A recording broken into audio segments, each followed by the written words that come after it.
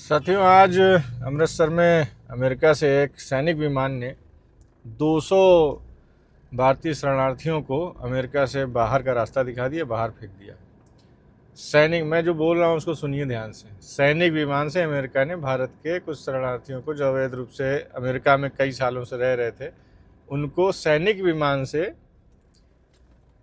Amritsar airport पे deport किया गया। इसका मतलब ये है कि जो गड़बड़ियाँ जो हमारे नेता लोग करते रहते हैं, हमारी मीडिया करता रहता है कि हमारा विदेश में डंका बज रहा है, हमारी बड़ी इज्जत है, हमारी बड़ी इज्जत है। ये वही इज्जत है कि सेना के विमान से भेजा जा रहा है। इन्हीं पैसेंजर्स को सेना के विमान की बजाय किसी प्राइवेट फ़्लाइट से भी भेजा जा सकता था। इनको इज्जत से ही भेजा जा सकता था, या भारत से कहा जा सकता था कि आप यहाँ पे इन लोगों को लेके जाइए, ये भी कर सकते थे। तो ऐसा ना करके सेना के विमान भेजना और लोगों के पैरों में हथकड़ी बांध के भेजना कहीं ना कहीं बहुत बड़ी बेइज्जती है, बहुत बड़ा इंसल्ट है अपने देश का, भारत देश का। क्योंकि जो भी अवैध रूप से कई देशों से लोग आते जाते हैं, कई देशों में जाते हैं, कई देशों में रहते हैं, मगर हमारे देश में अगर कोई ऐसा रहता है या आता है तो उसको सरकार शरण देती है। अगर ऐसा किसी को बाहर भेजना भी होता है तो ऐसे ट्रीट करके नहीं भेजती है।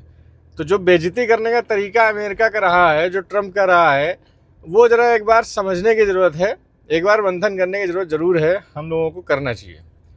और आगे रही बात शेयर बाज़ारों में इतनी जो गिरावट आ रही है, इतनी मार्केटें गिर रही हैं, जो रेड लाइन क्रॉस हो रही है, उसका भी कारण कहीं ना कहीं अमेरिका में ट्रम्प का आना है।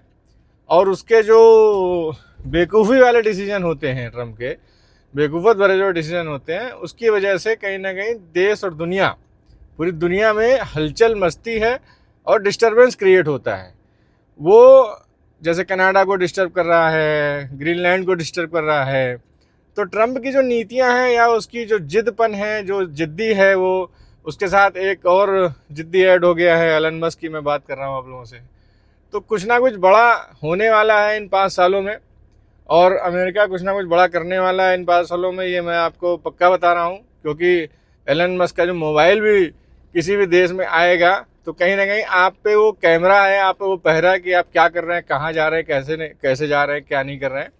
तो सारा कुछ आपके उनके हाथों में होगा, आप उनकी गिरफ्त में होंगे और वो जैसे चाहेंगे वैसे आपको नचाएंगे। तो उसके लिए हम लोग क्या तैयार हैं?